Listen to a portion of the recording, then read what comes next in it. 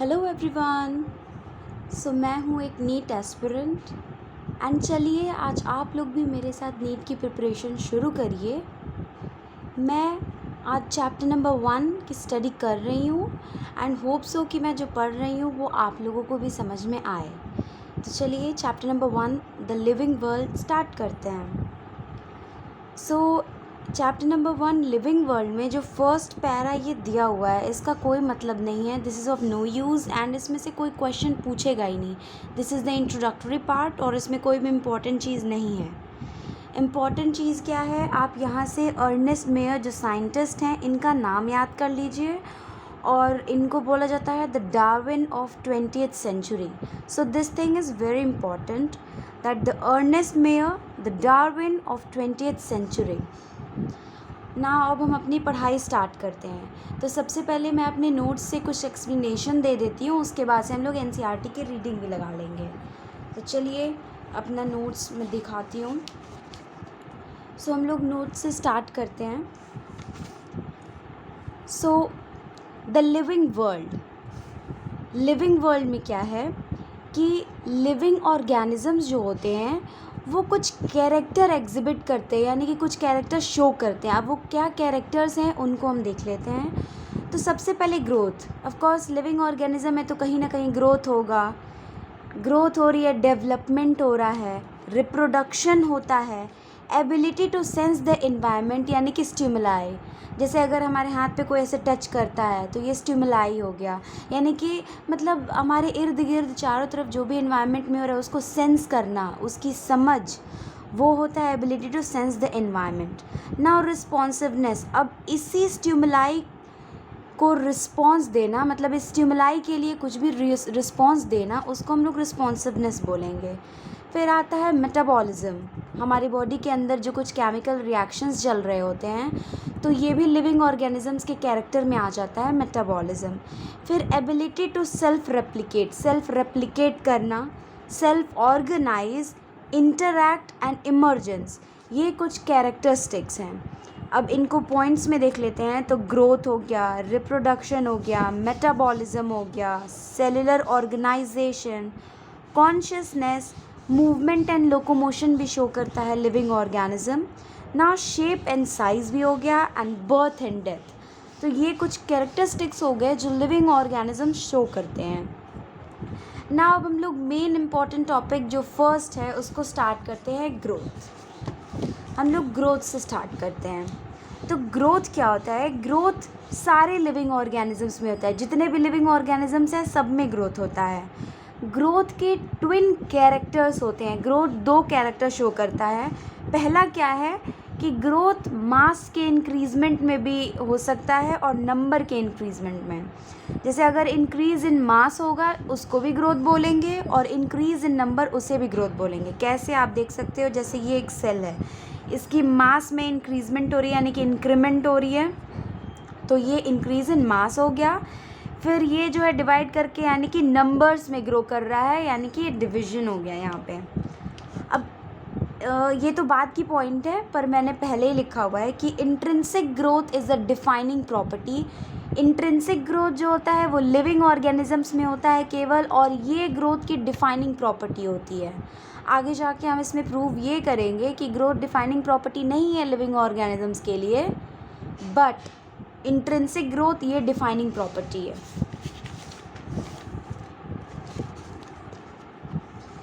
अब हम लोग बात करते हैं मल्टी सेलुलर ऑर्गेनिजम्स की। तो मल्टी सेलुलर ऑर्गेनिजम्स में क्या होता है कि जो ग्रोथ होता है वो सेल डिविजन्स के थ्रू होता है। तो मल्टी सेलुलर ऑर्गेनिज्म ग्रो करते हैं सेल डिविजन्स के थ्रू। नाउ अब प्लांट्स में क्या होता है कि प्लांट्स में जो ग्रोथ होता है ऑफ कोर्स वो सेल डिविजन्स के थ्रू होगा, क्योंकि ये मल्टी सेलुलर ऑर्गेनिजम्स होते हैं। ये आप लोगों को पता चलेगा चैप्टर नंबर 2 में, जब हम लोग चैप्टर नंबर 2 पढ़ेंगे क्लास 11th एनसीईआरटी बायो की। तो प्लांट्स में जो ग्रोथ होता है वो सेल डिवीजन के थ्रू होता है, लेकिन एक इम्पॉर्टेंट पॉइंट एनसीईआरटी ने जो मार्क किया हुआ है कि जो इनमें ग्रोथ होता है वो कंटिन्यूअस होता है, यानी कि जब तक इनकी लाइफ स्पैन, जब तक ये ज़िंदा रहते हैं continuously through out their life span, तब तक इनमें ग्रोथ होते रहता है।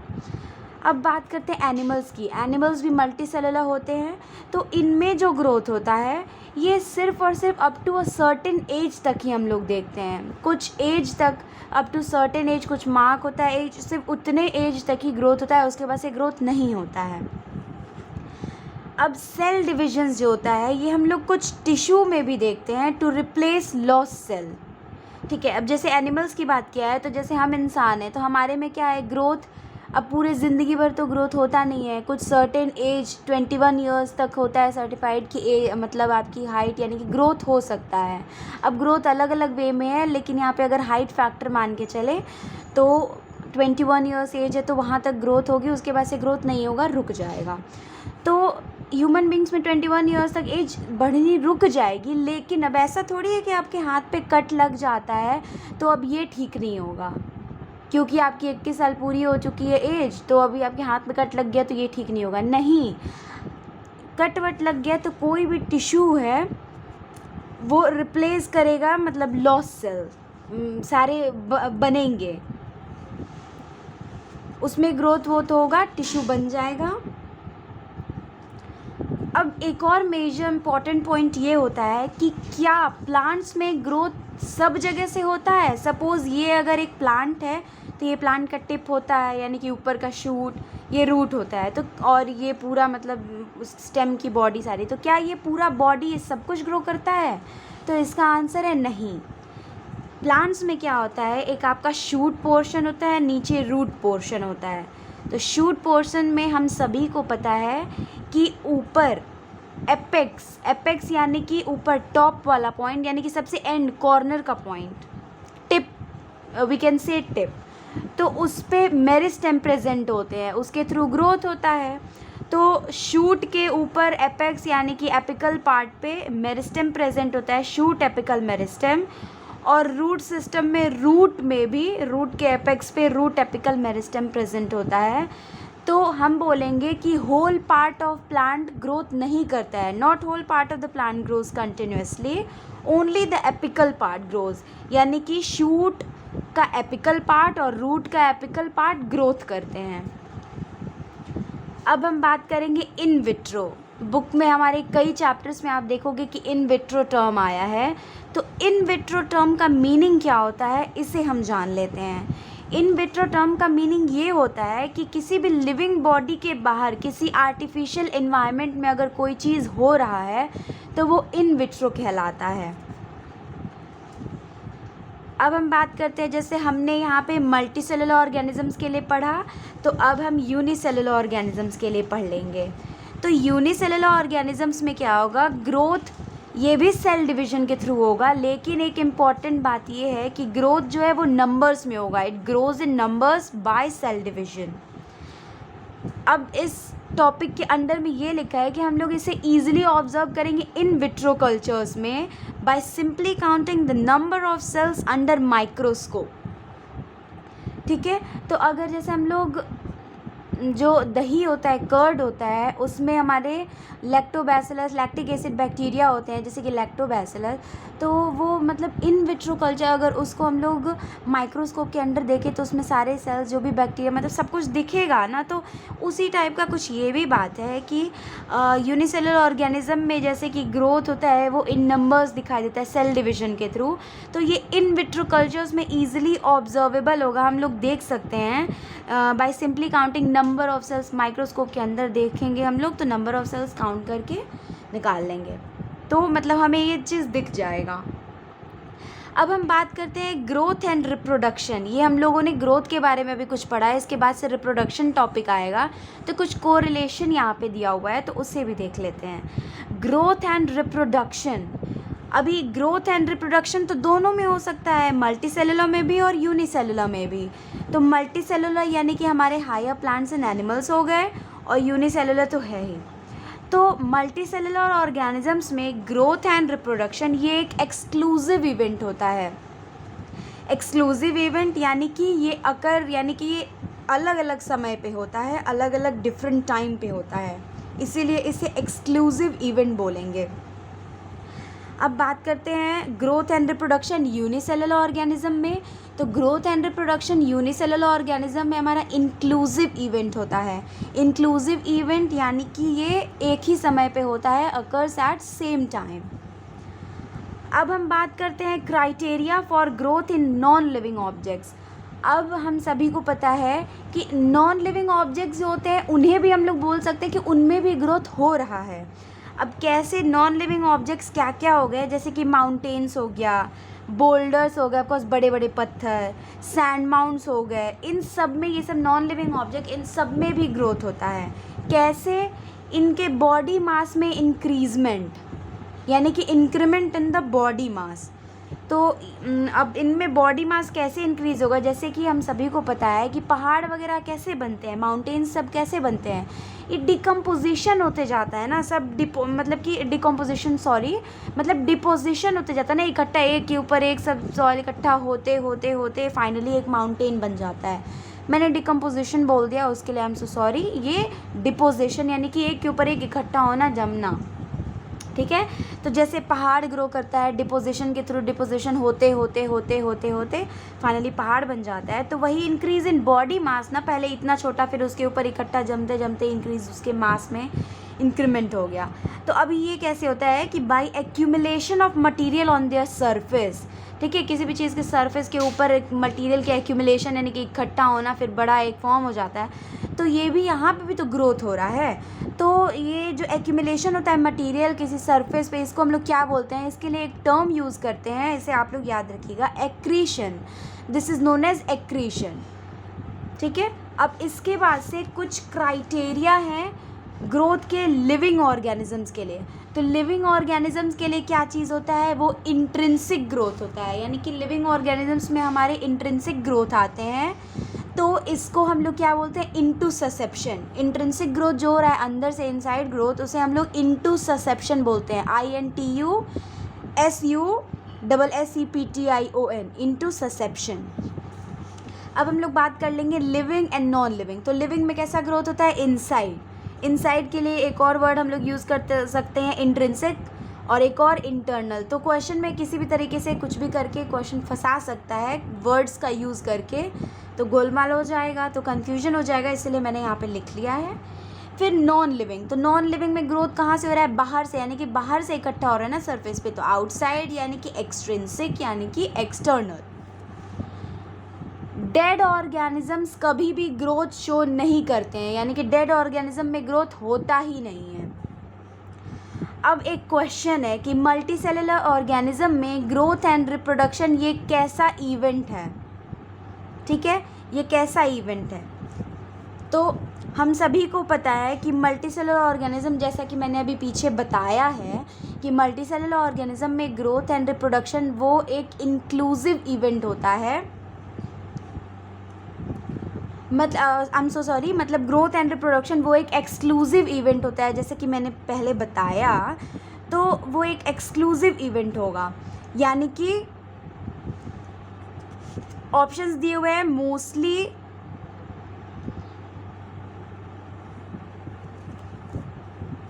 ऑप्शंस दिए हुए हैं mutually inclusive and linked, mutually exclusive but linked, mutually inclusive but not linked, mutually exclusive and not linked. तो एक्सक्लूसिव वाला ऑप्शन हम लोग चूज़ करेंगे। तो एक्सक्लूसिव में एक लिखा है लिंक्ड, एक लिखा है नॉन लिंक्ड। तो ग्रोथ एंड रिप्रोडक्शन ये अलग अलग टाइम पे हो रहा है ना, तभी तो एक्सक्लूसिव है, और ये इंडिपेंडेंट टर्म्स हो गए, तो ऑफकोर्स नॉट लिंक्ड होगा। तो इसका ऑप्शन हो जाएगा mutually exclusive and not linked. अब इसके बाद से एक और पॉइंट हम लोग देख लेंगे कि ग्रोथ क्या होता है। ये दो टाइप के हो गए, एक इनडिटर्मिनेट हो गया और एक डिटर्मिनेट हो गया। इनडिटर्मिनेट यानी कि कोई भी डायरेक्शन नहीं होता है, किधर भी इधर उधर ग्रोथ होते रहता है। और डिटर्मिनेट यानी कि एक फिक्स्ड होता है, एक डायरेक्शन होता है, डिफाइंड होता है, सीक्वेंशियल मैनर में ग्रोथ होते रहता है, उसे डिटर्मिनेट ग्रोथ बोलते हैं। हेंस यहाँ पे ये प्रूव हो जाता है कि ग्रोथ जो है ये डिफाइनिंग फीचर नहीं है, प्रॉपर्टी नहीं है लिविंग ऑर्गेनिजम्स के लिए, क्योंकि ये कुछ नॉन लिविंग में भी ग्रोथ होता है, जैसा कि मैंने बताया mountain, boulder, sand mount etcetera, इन सब में भी ग्रोथ होता है। तो ऐसे ग्रोथ टॉपिक ये ख़त्म हो गया। अब हम लोग बात करते हैं रिप्रोडक्शन टॉपिक। तो रिप्रोडक्शन टॉपिक में क्या होगा कि रिप्रोडक्शन, अब जैसे बुक में जो लिखा है तो उसे मैंने शॉर्ट करके यहाँ पे लिख दिया है, तो इससे एक तो याद करने में आसानी रहती है, ऊपर से आप देखोगे ना तो जब आप ऐसे पॉइंट्स में यानी कि टैबुलर फॉर्म में लिखे रहोगे तो याद करने में बहुत ही आसानी होती है और बहुत अच्छा भी लगता है, ईज़िली याद हो जाता है। हम इसे काफ़ी देर तक याद रख सकते हैं rather than studying the theory portion. तो now let's talk about the reproduction in multicellular organism. So reproduction in multicellular organism, now talking about the reproduction in multicellular organism. तो multicellular organism में reproduction कितने तरीके के हो सकते हैं? एक तो sexual reproduction and the another one is the asexual reproduction. तो sexual reproduction में क्या होता है कि प्रोजेनी बनता है, ठीक है, प्रोडक्शन ऑफ प्रोजेनी, इसमें हमारी प्रोजेनी की प्रोडक्शन होती है जो कि क्या पोजेस करता है, कुछ फीचर्स पोजेस करता है जो कि मोर और लेस कहीं ना कहीं ज़्यादातर वो मिलता है उनके पेरेंट्स से, ठीक है। तो production of progeny possessing features more और less similar to their parents. Now sexual reproduction में क्या होता है, एक तो गैमीट का फॉर्मेशन भी होता है और गैमीट फर्टिलाइज भी कर जाते हैं। सो गैमीट फर्टिलाइजेशन और फ्यूजन यानी कि सिनगैमी हो रहा है, यहाँ पे सिनगैमी टेक्स प्लेस। अभी एसेक्सुअल रिप्रोडक्शन में क्या होता है, एसेक्सुअल रिप्रोडक्शन में गैमीट का फॉर्मेशन तो होता है लेकिन गैमीट का फ्यूजन नहीं होता है, यानी कि फर्टिलाइजेशन नहीं होता है, लेकिन गैमीट फॉर्मेशन होगा पर गैमीट फ्यूजन नहीं होगा। अब हम लोग बात करते हैं कि कोई भी नॉन लिविंग ऑब्जेक्ट जो होता है वो रिप्रोड्यूस नहीं कर सकता या फिर रेप्लिकेट खुद से नहीं कर सकता है। So no non living object is capable of reproducing और रेप्लिकेटिंग बाय इटसेल्फ। अब हम लोग बात करते हैं कि मोड्स ऑफ रिप्रोडक्शन के कितने मोड्स हैं। तो सबसे पहले हम लोग मल्टी सेलुलर ऑर्गेनिजम्स की बात कर लेते हैं। तो मल्टी सेलुलर ऑर्गेनिज्म में फर्स्ट पॉइंट जो एनसीईआरटी में लिखा हुआ है वो फंजाई के लिए लिखा है। सो फंजाई कैसे रिप्रोडक्शन करती है, फंजाई मल्टीप्लाई और स्प्रेड करती है due two million of asexual spores they produce. तो फंजाई एसेक्सुअल स्पोर्स प्रोड्यूस करती है, उसी के थ्रू वो मल्टीप्लाई करके स्प्रेड करके यानी कि रिप्रोडक्शन हो रहा है। नाउ यीस्ट एंड हाइड्रा ये लोअर ऑर्गेनिजम्स हैं, तो यीस्ट एंड हाइड्रा में रिप्रोडक्शन कैसे होता है, वो बडिंग के थ्रू होता है। यीस्ट एंड हाइड्रा में रिप्रोडक्शन बडिंग के थ्रू होता है। अब प्लेनेरिया यानी कि फ्लैटवॉर्म्स, प्लेनेरिया को हम लोग फ्लैटवॉर्म्स भी बोलते हैं, तो इनमें रिप्रोडक्शन ट्रू रीजेनरेशन के थ्रू होता है। ट्रू रीजेनरेशन यानी कि जो फ्रेगमेंटेड ऑर्गेनिजम्स होते हैं, फ्रेगमेंटेड यानी कि फ्रेगमेंट्स में, फ्रेगमेंट मतलब क्या होता है, कुछ कुछ पार्ट, ठीक है। तो फ्रेगमेंटेटेड जो ऑर्गेनिजम्स होते हैं वो रीजनरेट करते हैं अपने लॉस्ट पार्ट को, regenerate their lost part of its body, और फिर रीजनरेट करके वो एक न्यू ऑर्गेनिजम्स बन जाते हैं, ठीक है। तो एक तरीके से हम लोग बोल सकते हैं कि इसमें एक तो ट्रू रीजनरेशन भी होता है, ऊपर से फ्रेगमेंटेशन भी बोल सकते हैं। तो कहीं अगर क्वेश्चन आता है जिसमें दोनों पॉइंट्स है तो ऑफकोर्स आप इन्हीं दोनों को ही टिक करके आना, किसी एक को नहीं। बट अगर एक ही ऑप्शन है तो of course true regeneration will be the correct answer. अब हम बात करते हैं कि fungi, filamentous algae and the protonema of mosses, क्या क्या, फंजाई, फिलामेंटस एल्गी और प्रोटोनिमा ऑफ मॉसेस, ये रिप्रोडक्शन फ्रेगमेंटेशन के थ्रू शो करते हैं। तो इनमें फ्रेगमेंटेशन होता है रिप्रोडक्शन के लिए। अब आ जाते हैं नेक्स्ट टॉपिक यानी कि यूनिसेलुलर ऑर्गेनिजम्स में रिप्रोडक्शन कैसे होता है। तो यूनिसेलुलर ऑर्गेनिज्म बुक में क्या क्या लिखा हुआ है, जैसे बैक्टीरिया हो गया, यूनिसेलुलर एल्गी हो गया या फिर अमीबा हो गया, इनमें रिप्रोडक्शन जो होता है वो सिनगैमस है ग्रोथ के। Reproduction is syngamous with growth in unicellular organism, यानी कि सेम होता है, सिमिलर होता है। रिप्रोडक्शन और ग्रोथ जो होता है वो सिमिलर होता है, एक ही होता है, एक ही चीज़ होता है यूनिसेलुलर ऑर्गेनिजम्स के लिए। और ये इनमें ग्रोथ कैसा होता है, यानी कि नंबर ऑफ सेल्स में इंक्रीमेंट, ठीक है, increase, that is the increase in number of cells. Now हम लोग बात करेंगे कि ग्रोथ जो होता है वो इक्विवेलेंट यानी कि बराबर होता है किसके, just equivalent to increase in number of cells और मास, ठीक है। सेल्स के नंबर में इंक्रीमेंट होगा या फिर मास, जो कि पहले ही फर्स्ट पेज पे एनसीईआरटी के लिखा हुआ है, जो कि मैंने पहले भी बताया है। अब सिंगल सेल ऑर्गेनिजम्स यानी कि यूनिसेलुलर में क्या होता है, ग्रोथ एंड रिप्रोडक्शन सिमिलर होता है, एक ही चीज़ होता है। ग्रोथ कैसे होता है, वो मतलब नंबर, सेल डिवीजन के थ्रू सेल्स जो होते हैं वो ग्रो करते हैं नंबर में, वही चीज़ रिप्रोडक्शन ये भी ग्रो करते हैं इन नंबर बाय सेल डिवीजन, यानी कि सिमिलर होता है।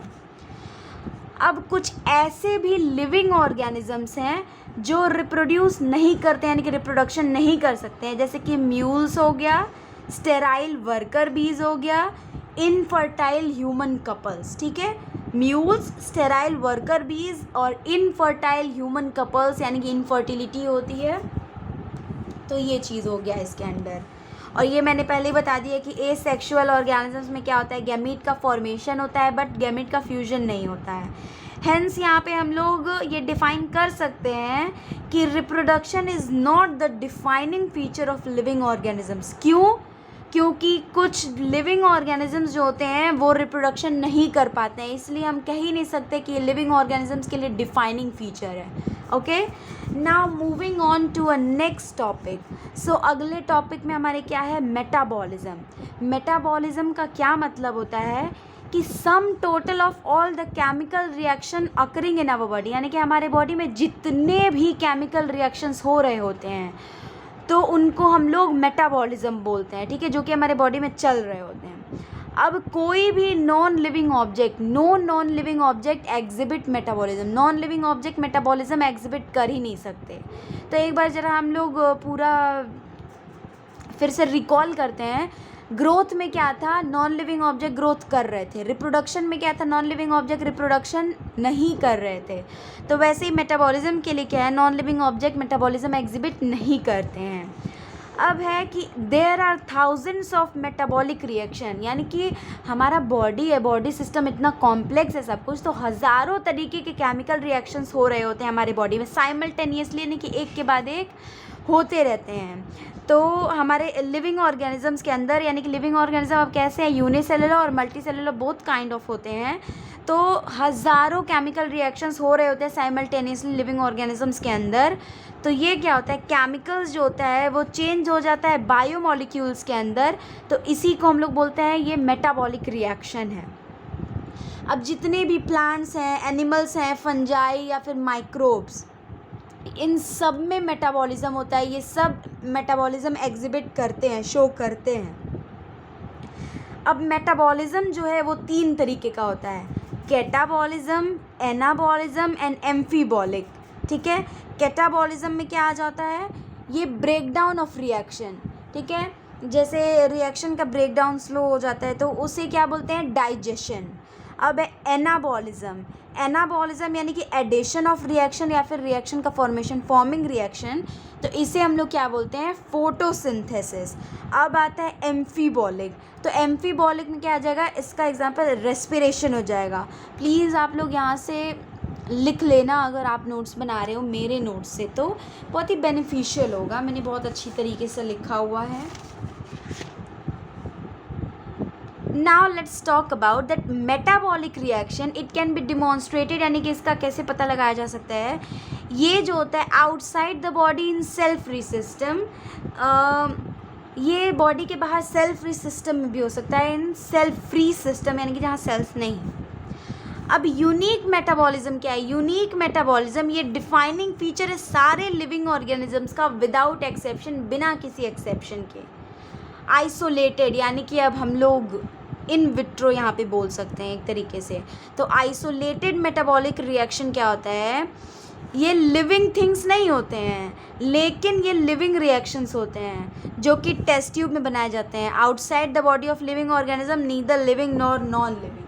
तो ये लिविंग ऑर्गेनिज्म के अंदर थोड़ी हो रहा है, तो हम लोग इसीलिए लिविंग और नॉन लिविंग थोड़ी बता सकते हैं। ये टेस्ट ट्यूब में यानी कि हमारी बॉडी के बाहर इन विट्रो टाइप कल्चर हो गया ना, बाहर हो रहा है, यानी कि वो लिविंग ना ही लिविंग रिएक्शन है ना ही नॉन लिविंग, मतलब कि वो लिविंग थिंग नहीं है, कोई ऑर्गेनिज्म नहीं है ना ही नॉन लिविंग, वो एक लिविंग रिएक्शन है। ठीक है, वो एक लिविंग रिएक्शन हो गया। अब हम बात करते हैं सेल्यूलर ऑर्गेनाइजेशन की। सो सेल्यूलर ऑर्गेनाइजेशन में क्या हो जाता है कि सेल्यूलर ऑर्गेनाइजेशन और मेटाबॉलिज्म ये दोनों ही सेल के साइटोप्लाज्म में होता है। ठीक है, यानी कि सेल के साइटोप्लाज्म में सेलुलर ऑर्गेनाइजेशन और मेटाबॉलिज्म, सेलुलर ऑर्गेनाइजेशन साइटोप्लाज्म में होता है और साइटोप्लाज्म में मेटाबॉलिज्म भी होता है। अब जैसा कि मैंने पीछे बताया, एनाबॉलिक मतलब कि रिएक्शन का फॉर्मेशन, अगर एनाबॉलिक वो ग्रेटर देन होता है केटाबॉलिक, तो ग्रोथ कैसा होगा, पॉजिटिव ग्रोथ। अगर एनाबॉलिक लेस देन होगा केटाबॉलिक के, तो ग्रोथ कैसा होगा, नेगेटिव ग्रोथ। अगर एनाबॉलिक इक्वल टू होगा केटाबॉलिक के, तो ग्रोथ कैसा होगा, कांस्टेंट ग्रोथ होगा। अब है स्टिमुलाई जो होता है, स्टिमुलाई एक्सटर्नल चेंज होता है, फिर उसको हम लोग सेंस करते हैं, देन उसके हिसाब से रिस्पॉन्स करते हैं। सपोज़ ये एक चींटी आई, चींटी आके हमें हाथ पे से काट दी, तो ये क्या हो गया, स्टिमुलाई। स्टिमुलाई की वजह से यानी कि एक्सटर्नल चेंज, ये तो नॉर्मल एनवायरनमेंट था हमारे हाथ के, अब इस पर आके चींटी काट दी यानी कि इस पर कुछ एक्सटर्नल चेंज आ गए, और हमने क्या किया, हमने इसे सेंस किया। न्यूरल मतलब कि हमारे न्यूरॉन्स के थ्रू सारे मैसेज गए, न्यूरल सिस्टम इसमें आएगा, जो कि हम लोग फर्दर नेक्स्ट चैप्टर में हम लोग आगे पढ़ेंगे। तो हमने इसे सेंस किया और इसके हिसाब से हमने रिस्पॉन्स दिया, ऐसे खुजली करने लगा, अरे चींटी काट ली, उफ उफ उफ, चींटी ने काट लिया, तो यही हो गया। अब हम बात करते हैं कॉन्शियसनेस की।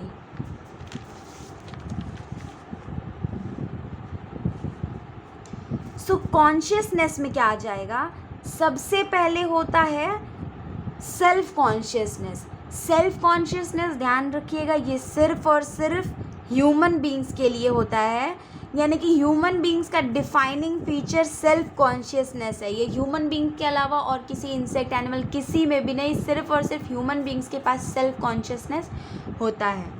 अब जितने भी ऑर्गेनिजम्स हैं उन सबको उनके बारे में, उनके सराउंडिंग के बारे में अवेयरनेस होती है, उनको अपने इर्द गिर्द चारों तरफ जो एनवायरनमेंट में जो कुछ भी चल रहा है उसके बारे में इंफॉर्मेशन कुछ ना कुछ होता ही है। तो कॉन्शियसनेस देयरफॉर ये डिफाइनिंग प्रॉपर्टी हो जाती है लिविंग ऑर्गेनिजम्स के लिए, ठीक है। अब एक्सेप्शन जो है coma patient, coma patient consciousness, उसका माइंड कॉन्शियस नहीं होता क्योंकि वो कोमा में पड़ा है, उसे क्या कुछ कॉन्शियसनेस नहीं है, अपने एनवायरनमेंट के बारे में कुछ अवेयर ही नहीं है, वो एकदम बेहोश पड़ा हुआ है। अब एक क्वेश्चन आता है, मतलब कि लिखा है कि कोमा पेशेंट होते हैं तो वो ब्रेन डेड होते हैं और उनके अंदर सेल्फ कॉन्शियसनेस होता ही नहीं है, जैसा कि मैंने अभी बताया। तो नाउ अब एनसीईआरटी की बुक में भी ये क्वेश्चन है और जाहिर सी बात है कि सबके मन में ये क्वेश्चन आएगा कि क्या जो कोमा पेशेंट होता है वो लिविंग होता है कि नॉन लिविंग होता है। अरे भाई, तो सिंपल सी बात है कि नॉन लिविंग कैसे होगा, वो कैसे मरा हुआ होगा, वो तो लिविंग होगा ना। क्यों?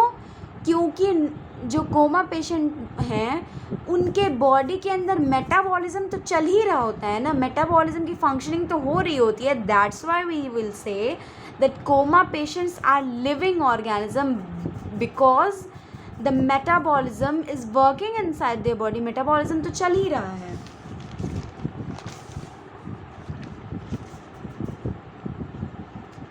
तो अब हम क्या करते हैं कि जैसे इतना टॉपिक ख़त्म हुआ कॉन्शियसनेस तक, तो एक बार एनसीईआरटी से भी समझ लेते हैं, अगर कुछ पॉइंट्स रह गया हो तो उसे यहाँ पे बता दिया जाएगा। एनसीईआरटी की भी रीडिंग करके मैं एक एक पॉइंट समझा देती हूँ।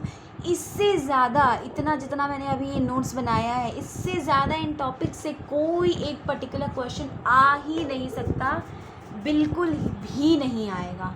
सो एनसीईआरटी स्टार्ट करते हैं। तो जो ये फर्स्ट पैरा दिया हुआ है ना, ये फर्स्ट पैरा बेफिजूल का है, इसमें से एक पर्टिकुलर सिंगल क्वेश्चन इस पैरा में से नहीं आएगा नीट एग्ज़ाम में, बिल्कुल भी कोई चांसेस 101% कोई चांस नहीं है इस पैरा में से कोई क्वेश्चन आ जाए, वो बेकार का दिया हुआ है। इम्पोर्टेंट चीज़ है कि Darwin of 20th century Ernest Mayr को बोलते हैं। सो ये आप लोगों को याद रखना होगा, एक तो साइंटिस्ट का नेम, ऊपर से मतलब किस रेफरेंस में इनको क्या बोला जा रहा है वो। अब बात करते हैं, तो जैसे लिखा है when we try to define living, जब हम लोग लिविंग मतलब इस वर्ड को, इसको डिफाइन करने की कोशिश करेंगे, इसे परिभाषित करने की कोशिश करेंगे, तो we conventionally look for distinctive characters exhibited by living organism. तो किसी एक चीज़ को डिस्क्राइब करने के लिए हम लोग उसके किसी एक कैरेक्टर के बारे में बोल करके तो नहीं कर लेंगे, बहुत सारे कैरेक्टर्स होते हैं ना। तो यहाँ पे हम लोग उसके बहुत सारे डिस्टिंक्टिव यानी कि अलग अलग तरीके के कैरेक्टर्स लिविंग ऑर्गेनिजम्स के देखेंगे। तो अब वो क्या क्या है, जैसे कि लिविंग ऑर्गेनिज्म ग्रोथ शो करता है, ग्रोथ होगा तो डेवलपमेंट भी तो होगा ना, फिर रिप्रोडक्शन आ गया, ability to sense the environment यानी कि स्टिमुलाई, और फिर mount suitable response comes to our mind immediately as a unique feature of living organisms. ठीक है, तो ये सारे लिविंग ऑर्गेनिजम्स का यूनिक फीचर है, यानी कि स्टिमुलाई के आते आते तुरंत उसका ability to mount the response यानी कि उसके लिए रिस्पॉन्स देना।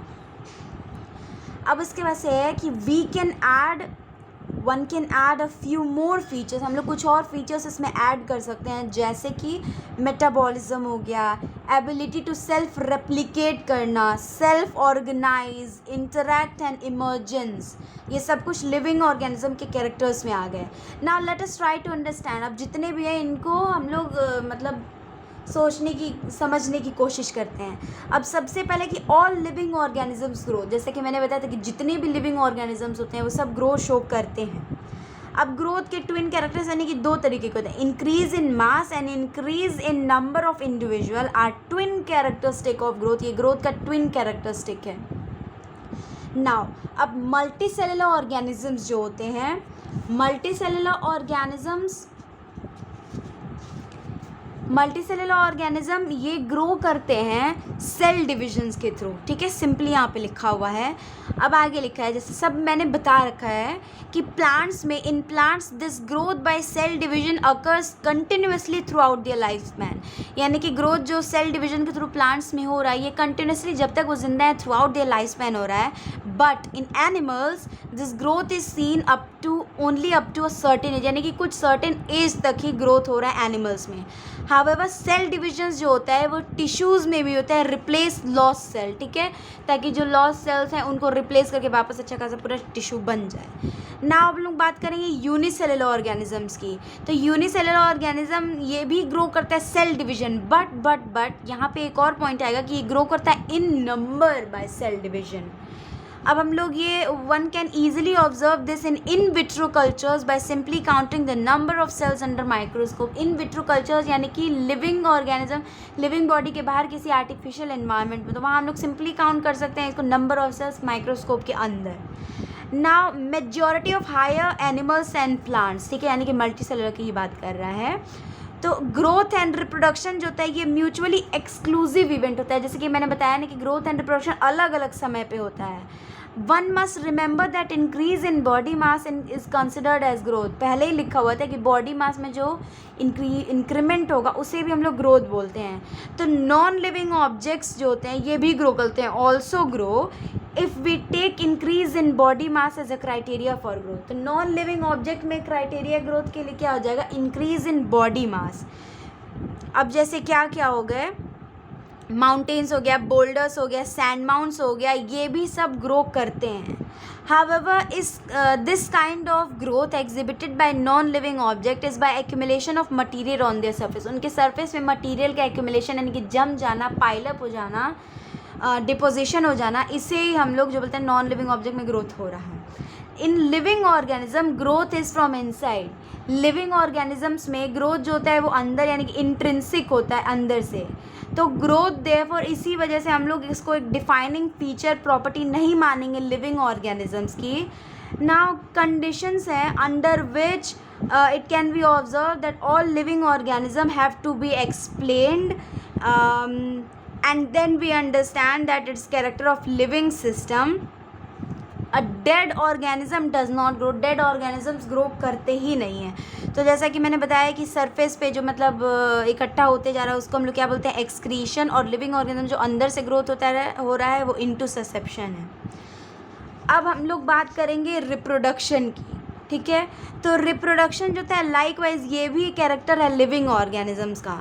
तो मल्टी सेलुलर ऑर्गेनिज्म में reproduction refers to the production of progeny possessing features more और less similar to their parents, यानी कि जो प्रोजेनी, जो बच्चा नया जो आगे बनते जा रहा है उनमें जो होता है मोर और लेस फीचर्स सारे अपने पेरेंट्स के आते जाते हैं। So invariably and implicitly we refer to sexual reproduction, ठीक है। तो इसे ही हम लोग सेक्शुअल रिप्रोडक्शन बोलते हैं, यानी कि गैमीट का formation and then fusion. So organism reproduce by asexual means also, organism asexual mean से भी रिप्रोड्यूस कर जाएंगे। अब हम लोग बात करते हैं मल्टी सेलुलर ऑर्गेनिज्म, जैसे कि फंजाई। फंजाई क्या होता है, मल्टीप्लाई करता है और स्प्रेड करता है आसानी से millions of A sexual spores produce करके। अब लोअर ऑर्गेनिज्म जैसे कि हाइड्रा हो गया और यीस्ट हो गया, इसमें हम लोग बडिंग देखते हैं, ठीक है, इसमें रिप्रोडक्शन बडिंग के थ्रू होता है। प्लेनेरिया यानी कि फ्लैट वॉर्म में हम लोग देखते हैं कि ट्रू रीजनरेशन, यानी कि फ्रेगमेंटेड ऑर्गेनिज्म जो होते हैं ये मतलब रीजनरेट करते हैं अपने loss part of its body और नया ऑर्गेनिज्म बन जाते हैं। फंजाई में, फिलामेंटस एल्गी में एंड प्रोटोनिमा ऑफ मॉसेस में हम लोग देखते हैं कि ये मल्टीप्लाई करते हैं फ्रेगमेंटेशन के थ्रू, ठीक है। अब हम लोग बात करते हैं यूनिसेलुलर ऑर्गेनिजम्स के बारे में, जैसे कि बैक्टीरिया हो गया, यूनिसेलुलर एल्गे हो गया या फिर अमीबा। सो इसमें रिप्रोडक्शन सिनोनिमस होता है, यानी कि सिमिलर होते हैं, ग्रोथ एंड रिप्रोडक्शन दोनों, यानी कि increase in number of cell हो रहा होता है। अब हम लोग ऑलरेडी डिफाइन कर चुके हैं कि ग्रोथ जो होता है ये equivalent to increase in cell number या फिर मास, जो पीछे बुक में लिखा हुआ था।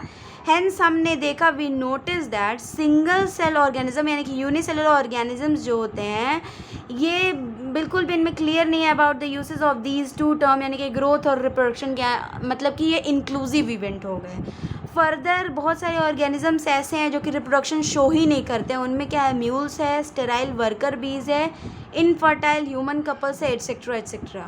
Now hence reproduction can not be an all inclusive defining characteristic of living organisms, ठीक है, तो ये नहीं हो सकता। ऑफ कोर्स कोई भी नॉन लिविंग ऑब्जेक्ट होता है वो केपेबल नहीं होता है रिप्रोड्यूसिंग या फिर रेप्लिकेटिंग बाय इटसेल्फ, ठीक है। अब हम लोग बात करते हैं मेटाबॉलिज्म के बारे में। Another characteristic of life is metabolism. All living organisms are made up of chemicals. जितने भी लिविंग ऑर्गेनिजम्स होते हैं ये सब के सब केमिकल से बने हुए होते हैं। अब केमिकल्स जो होता है ये तो छोटा होगा, स्मॉल या फिर बड़ा होगा, बिलोंगिंग अलग अलग क्लासेस या फिर साइज, फंक्शन सब अलग अलग होता है, etcetera. Constantly being made and change into biomolecules. तो यही केमिकल्स जो होता है वो चेंज कर जाते हैं बायोमॉलिक्यूल्स, तो इसे ही हम लोग बोलते हैं मतलब मेटाबॉलिक रिएक्शन। तो ये कन्वर्जन केमिकल्स का बायोमॉलिक्यूल्स में, इसे केमिकल रिएक्शन या फिर मेटाबॉलिक रिएक्शन बोलते हैं। तो थाउजेंड्स ऑफ मेटाबॉलिक रिएक्शन जो होता है साइमल्टेनियसली अकर होता है लिविंग ऑर्गेनिजम्स में, बी दे मतलब या तो वो यूनिसेलुलर होगा या फिर मल्टीसेलुलर, कुछ भी, इन सब में।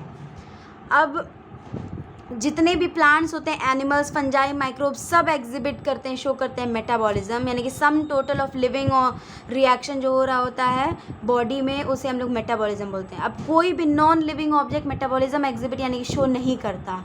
Metabolic reaction it can be demonstrated, यानी कि इनका पता लगा सकते हैं outside the body in cell free system. Now isolated metabolic reaction क्या होता है, ये outside the body of an organism perform in test tube, या ना ही वो लिविंग होता है ना ही नॉन लिविंग, हैंस वो जो होता है ना वो एक लिविंग रिएक्शन होता है बस।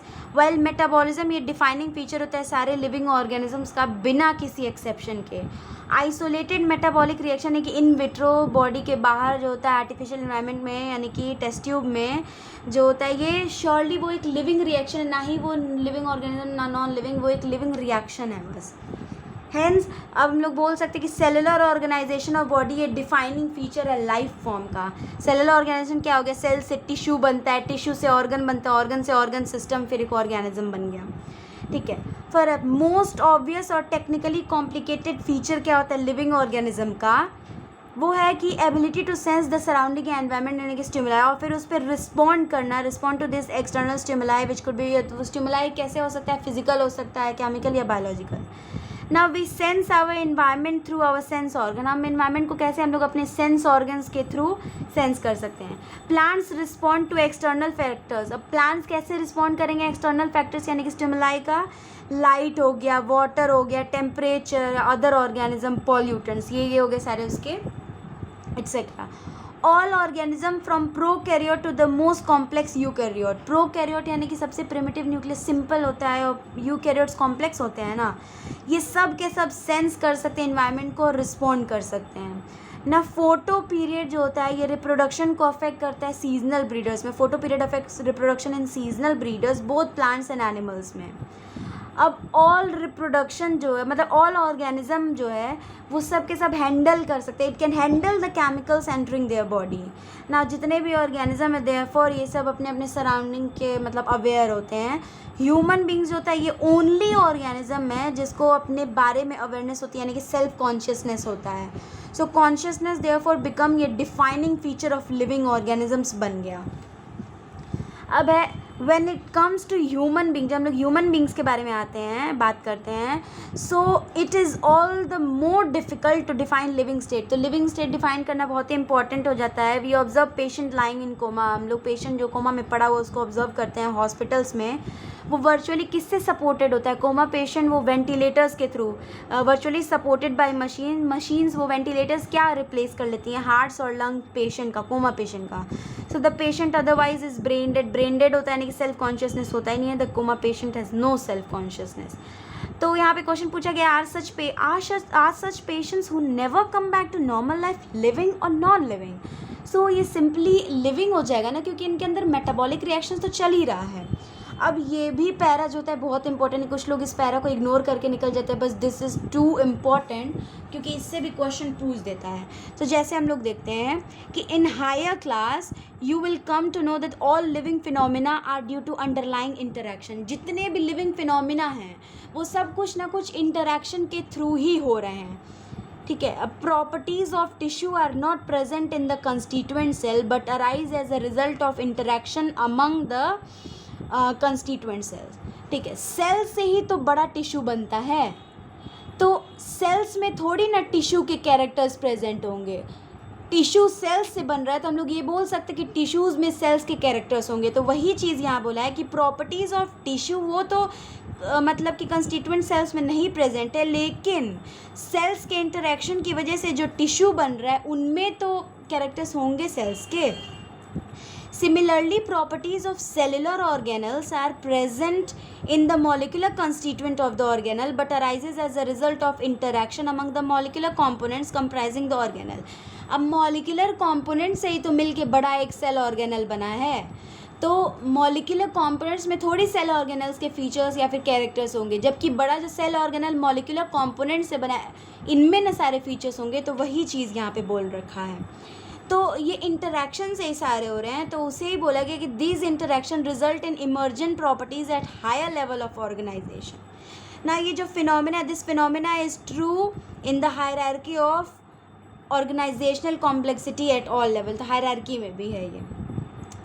देयरफॉर यहाँ पे हम लोग बोल सकते हैं कि लिविंग ऑर्गेनिजम्स जो होते हैं ये केपेबल होते हैं सेल्फ रेप्लिकेशन के लिए, सेल्फ रेप्लिकेटिंग, इवॉल्व भी करते हैं, इवॉल्विंग एंड सेल्फ रेगुलेट करते हैं, इंटरैक्टिव सिस्टम, और केपेबल होता है of responding to external stimuli. फिर बायोलॉजी क्या है? It's a story of life on earth. Biology कहानी है लाइफ की, ज़िंदगी की अर्थ पे, पृथ्वी पे। Biology is the story of evolution of living organism on earth. तो कैसे इवोल्यूशन होता है लिविंग ऑर्गेनिज्म, तो बायोलॉजी इसकी भी कहानी है ना। जितने भी लिविंग ऑर्गेनिजम्स हैं, या तो वो प्रेजेंट के, अभी के, पास्ट यानी कि पहले के, और फ्यूचर जो आने वाले हैं, वो सब कहीं ना कहीं लिंक्ड हैं, are linked to one another by sharing the common genetic material. भाई उनके जेनेटिक मटेरियल थोड़ी चेंज हुआ है, जेनेटिक मटेरियल तो कॉमन शेयर कर रहे हैं, लेकिन कुछ वेरिंग डिग्री पे, up to a varying degree, कुछ वेरी करता है डिग्रीज में। सो हैंस हम लोग बोल सकते हैं कि डिफाइनिंग फीचर्स क्या हो गया लिविंग ऑर्गेनिजम्स के? सेलुलर ऑर्गेनाइजेशन, मेटाबॉलिज्म और कॉन्शियसनेस। और नॉन डिफाइनिंग क्या क्या हो गया? ग्रोथ और रिप्रोडक्शन। तो यहाँ तक हो गया। इसके बाद से हम लोग नेक्स्ट लेक्चर में इसका देखेंगे।